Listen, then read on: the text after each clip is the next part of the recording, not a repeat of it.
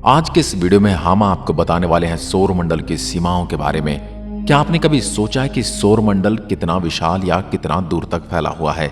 सौर मंडल की सीमाओं की बात की जाए तो हम आपको बता दें कि एक वह सीमा है जहां तक हमारे सूर्य का प्रभाव है, और अंतरिक्ष में जहां तक हमारे सूर्य का प्रभाव है वह हमारे सौर मंडल की सीमा है। इस वीडियो में हम सौर मंडल की सीमाओं को विस्तार से जानेंगे। तो चलिए शुरू करते हैं आज का वीडियो। सौर मंडल की अंतिम सीमा जहां खत्म होता है सूर्य का प्रभाव, हेलियोस्फीयर। क्या सौरमंडल की इस अंतिम सीमा को कोई यान पार कर सकता है? हमारा सौरमंडल 4.6 अरब साल पुराना है। इसमें हमारे सूर्य, पृथ्वी और ऐसे ही 7 और ग्रह हैं। न जाने कितने एस्टेरॉयड और कॉमेट आते हैं।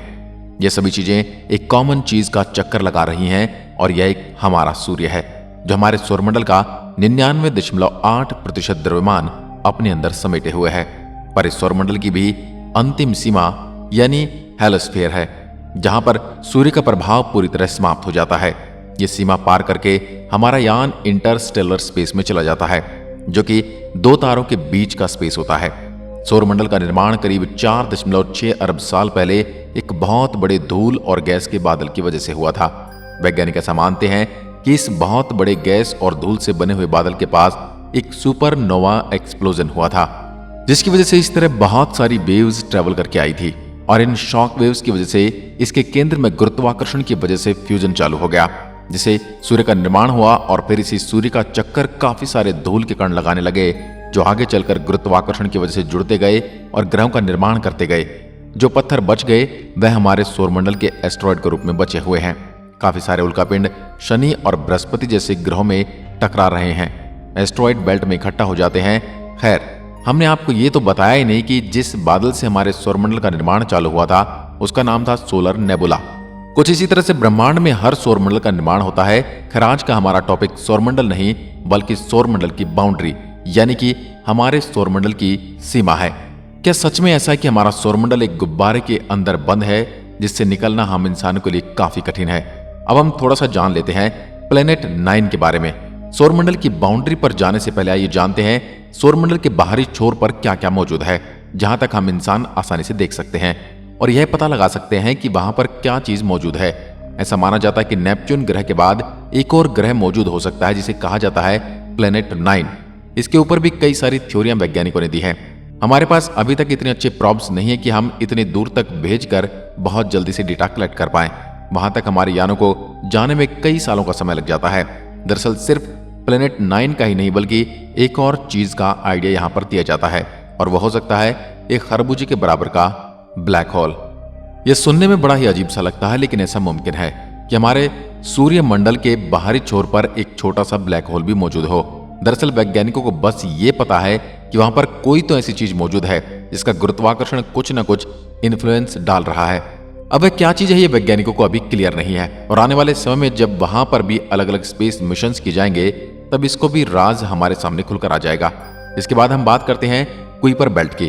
क्या है यह कुइपर बेल्ट और कहां तक फैली है ये बेल्ट? प्लेनेट 9 के बाद एक और चीज हमारे सूर्य मंडल में मौजूद है जिसे कहा जाता है कुइपर बेल्ट। जिसकी तरह से मंगल ग्रह और बृहस्पति ग्रह के बीच में एक एस्टेरॉयड बेल्ट मौजूद है, कुछ इसी तरह से कुइपर बेल्ट भी नेपच्यून से 30 से 50 एस्ट्रोनॉमिकल यूनिट दूरी पर मौजूद है। अगर आपको नहीं पता तो आपकी जानकारी के लिए बता दें कि एक एस्ट्रोनॉमिकल यूनिट करीब 15 करोड़ किलोमीटर के बराबर होती है, और ये डिस्टेंस दरअसल पृथ्वी और सूर्य के बीच की दूरी को कहते हैं। कुइपर बेल्ट भी बिल्कुल मंगल और बृहस्पति के बीच मौजूद एस्टेरॉयड बेल्ट की तरह ही है, बस अंतर यह कि यह उससे काफी ज्यादा बड़ी है, करीब 20 से 200 गुना बड़ी। इसमें ज्यादातर पत्थर के टुकड़े मौजूद हैं। इसके बाद बारी आती है ऊट क्लाउड की। हमारे सूर्यमंडल में एक और रहस्यमय चीज मौजूद है जिसे कहा जाता है ऊट क्लाउड।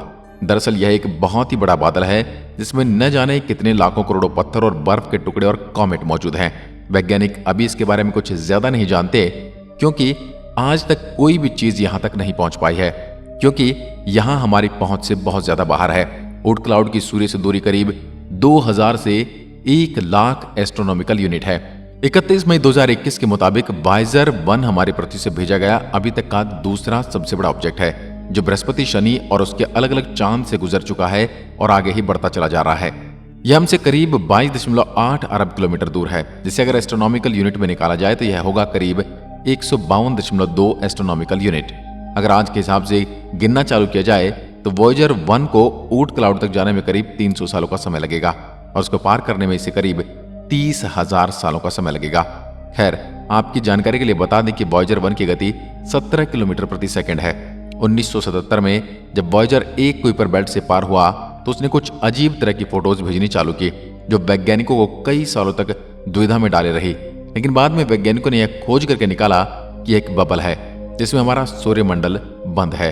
दरअसल ये बबल हमें अंतरिक्ष से आने वाली कॉस्मिक रेन से कई हद तक बचाता है, जिसमें हम इंसानों की मौत भी हो सकती है। इस बबल को वैज्ञानिकों ने हेलोस्फीयर का नाम दिया है। यह बबल सूर्य से निकलने वाली सोलर हवाओं की वजह से बनता है, जो दरअसल चार्ज पार्टिकल की एक आंधी होती है। यह चार्ज पार्टिकल जब सूर्य की सतह को छोड़ते हैं तब तो इनकी गति काफी ज्यादा होती है, लेकिन जैसे जैसे ये हमारे सूर्य से दूर जाने लगते हैं वैसे वैसे इनकी गति धीमी होने लगती है और करीब 5 अरब किलोमीटर दूर इनकी गति काफी ज्यादा कम हो जाती है और एक बबल का शेप लेने लगते हैं और इसी हेलोस्फीयर बबल को बना देते हैं जो सूर्य मंडल को एक तरह से कैद में रखे हुए है। ये कह सकते हैं एक तरह से सूर्यमंडल को प्रोटेक्शन में रखे हुए है। जब वॉयेजर 1 ने इसे हेलोस्फीयर को पार किया तब वैज्ञानिकों को पता चला कि हम अपने सूर्यमंडल को जितना छोटा समझते हैं वो इतना छोटा है नहीं। पहले तो यह हमारी खबरें उड़ाई जाने लगी कि यह प्रोब इंटरस्टेलर स्पेस में एंटर हो चुका है, लेकिन बाद में खबर सामने आई कि अभी तो इसने हमारे सूर्यमंडल को पार भी नहीं किया है और ऐसा करने में इसे करीब 35,000 सालों का और समय लगेगा और यह भी हमारी आज के रिसर्च के मुताबिक है। हमें क्लियर नहीं है कि हमारा सूर्यमंडल इससे भी बड़ा हो सकता है या नहीं। दरअसल इस हेलोस्फीयर का भी अंत है और उसे कहा जाता है हेलियोपॉज।